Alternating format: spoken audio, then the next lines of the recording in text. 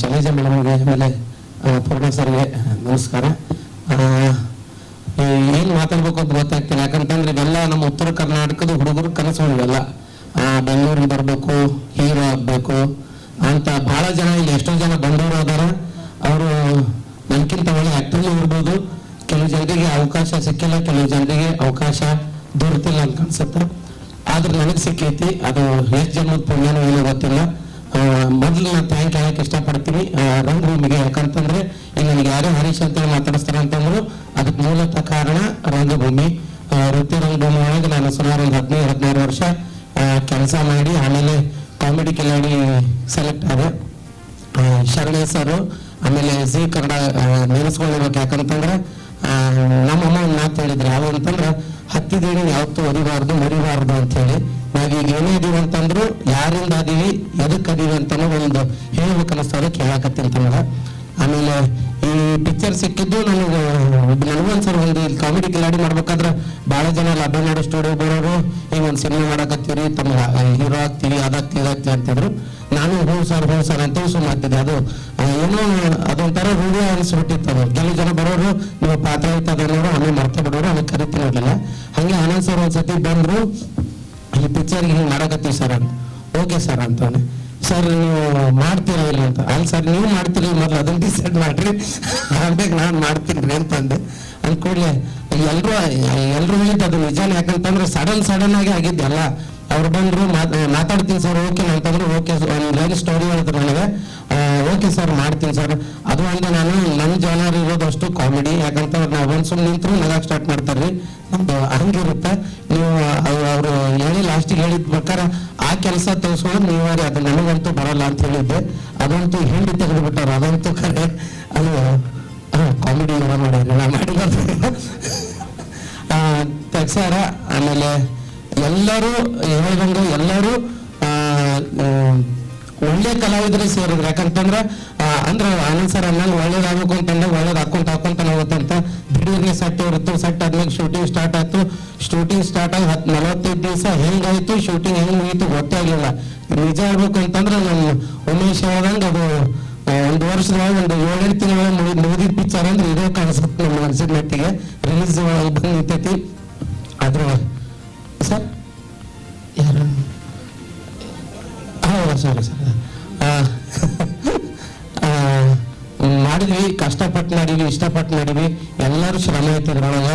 ನಮ್ಮ ಡಬ್ಬಲ್ಲಿ ಅಂತಲ್ಲ, ನಮ್ಮ ಸಂತೋಷ್ ಸರ್ ಆಯ್ತು, ನಮ್ಮ ಸೂರ್ಯಕಲಾ ಮೇಡಮ್ ಆಯ್ತು, ಆಮೇಲೆ ನಮ್ಮ ಅಕ್ಕನೇ ಆಗ್ಬೇಕು ಅವರು, ಜ್ಯೋತಿ ಮೇಡಮ್ ಅವರು, ಆಮೇಲೆ ನಮ್ಮ ನಾಗರಾಜವರು. ಅನ್ನೊಂದು ಪಾಪ ಭಾಳ ಒದ್ದಾಡಿದ್ರು ಸ್ವಲ್ಪ ಫಸ್ಟಿಗೆ ಉತ್ತರ ಕರ್ನಾಟಕದ ಹಂಗೆ ಪಾಟ್ ಹೊಡೆದು ಕಲ್ಸಿದ್ದು ಅವರಿಗೆ ಮಾಡಿದ್ರು. ಎಲ್ಲರೂ ಚೆನ್ನಾಗಿ ಮಾಡೋರು.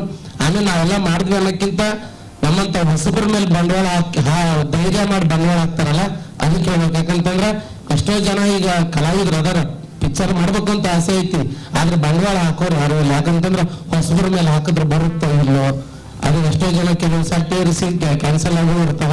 ಆದ್ರೂ ಹೊಸ ಪ್ರತಿಭೆಗಳನ್ನೆಲ್ಲ ಧೈರ್ಯ ಇಟ್ಟು ಬಂಡವಾಳ ಹಾಕಂತ ನಮ್ಮ ಬಸವನ್ ಸರ್ ಆಯ್ತು, ಆಮೇಲೆ ನಮ್ಮ ಬಸವಣ್ಣ ಇದ್ರು, ಬಸವಣ್ಣ ಸರ್ ಬಿಟ್ಟಾರ ನಮಗೆ ಪ್ರೊಡ್ಯೂಸರ್ಗಳು. ನಮ್ಮಂತವ್ರ ಮೇಲೆ ಬಂಡವಾಳ ಹಾಕಿದ್ದಕ್ಕೆ ನಾವು ಕಷ್ಟ ನಮ್ದು ಏನೈತಿ ಶಕ್ತಿ ಐತಿ ಅದು ಮಿತಿ ಮೀರಿ ನಾವು ಆಕ್ಟ್ ಮಾಡಿ ಪಿಕ್ಚರ್ನ ಗೆಲ್ಸಕ್ಕೆ ಟ್ರೈ ಮಾಡೀವಿ. ನಮ್ಗೆ ಎಷ್ಟಾಗತ್ತೆ ನಾವು ಅದನ್ನ ಎಫೆಕ್ಟ್ ಹಾಕಿ ಮಾಡೀವಿ. ಇನ್ನೇನು ರಿಲೀಸ್ ಆದ್ಮೇಲೆ ಜನರ ಅದ್ರ ಬಗ್ಗೆ ಹೇಳ್ಬೇಕು ಏನಾಯ್ತು ಏನಂತಂದು. ಯಾಕಂದ್ರೆ ನಮ್ದಲ್ಲಿ ನಾವು ತಟ್ಕೋಬಾರ್ದಂತ ನೋಡಿದ್ಮೇಲೆ ಜನ ಹೇಳಿದ್ಮೇಲೆ ಗೊತ್ತಾಗೋದು.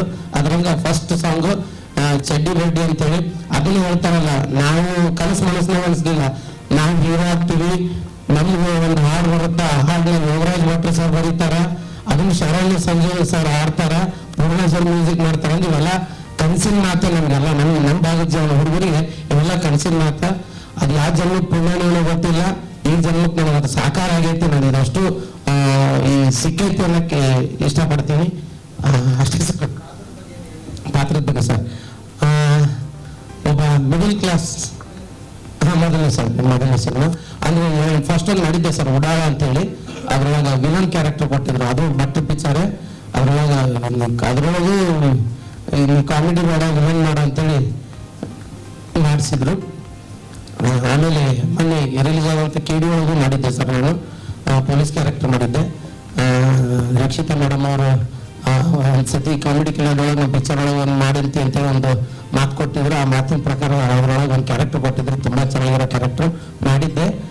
ಚೆನ್ನಾಗಿ ಬಂತು. ಆ ಕಡೆ ನಮ್ಮ ಸೈಡೆಲ್ಲ ಭಾಳ ಇಷ್ಟಪಟ್ಟರು ಅದನ್ನ. ಆಮೇಲೆ ನನ್ನ ಕ್ಯಾರೆಕ್ಟರ್ ಅಂತ ಹೇಳ್ಬೇಕಂತಂದ್ರೆ ಒಂದು ಮಿಡಲ್ ಕ್ಲಾಸ್ ಹುಡುಗ.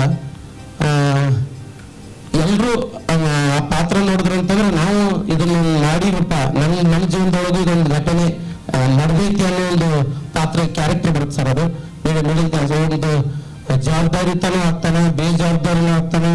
ಒಳ್ಳೆ ಫ್ರೆಂಡ್ಶಿಪ್ ಸಂಘನೂ ಇರುತ್ತೆ, ಕೆಲ ಫ್ರೆಂಡ್ಶಿಪ್ ಸಂಘನೂ ಇರುತ್ತೆ.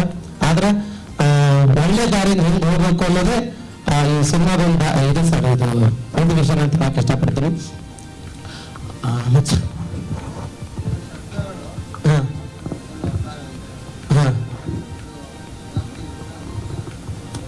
ಇಲ್ಲ ಸರ್, ಅರ್ಥ ಆಗಲ್ಲ ಅನ್ನೋದಕ್ಕೆ ನಾವು ಕನ್ನಡನೇ ಮಾತಾಡ್ತೀವಿ ಸರ್, ಯಾರು ಮಾತಾಡಲ್ಲ. ಆ ಶಬ್ದಗಳು ಕೆಲವೊಂದು ಏನಿರುತ್ತೆ ಅಂಥವು ಯಾವೂ ಇಲ್ಲ ಸರ್, ಅದನ್ನ ನೋಡ್ಕೊಂಡೇ ಮಾಡೀವಿ. ಯಾಕಂತಂದ್ರೆ ಕನ್ನಡ ಪಿಕ್ಚರ್ ಎಲ್ಲ ಕಡೆ ರಿಲೀಸ್ ಆಗುತ್ತೆ. ಮಂಗಳೂರಲ್ಲೂ ನೋಡ್ತಾರೆ, ಬೆಂಗಳೂರಲ್ಲೂ ನೋಡ್ತಾರೆ, ಹುಬ್ಬಳ್ಳಿಯಲ್ಲೂ ನೋಡ್ತಾರೆ, ಎಲ್ಲ ಕಡೆ ನೋಡ್ತಾರೆ. ಹಿಂಗಾಗಿ ಎಲ್ಲರಿಗೂ ಅರ್ಥ ಆಗುವಂಥದ್ದೇ ಅಂಥದ್ದು ಯಾವುದೋ ಉತ್ತರ ಕರ್ನಾಟಕ ಅದೊಂದು ಭಾಷೆ ಯೂಸ್ ಮಾಡಿಲ್ಲ, ಟಫ್ ಭಾಷೆ ಯೂಸ್ ಮಾಡಿಲ್ಲ. ನಾರ್ಮಲ್ ಈಗ ನಾವ್ ಹೆಂಗ್ ಮಾತಾಡಕತ್ತೀವಿ ಇದೇ ಭಾಷೆ ಏನೇ ಇರುತ್ತೆ ಸರ್.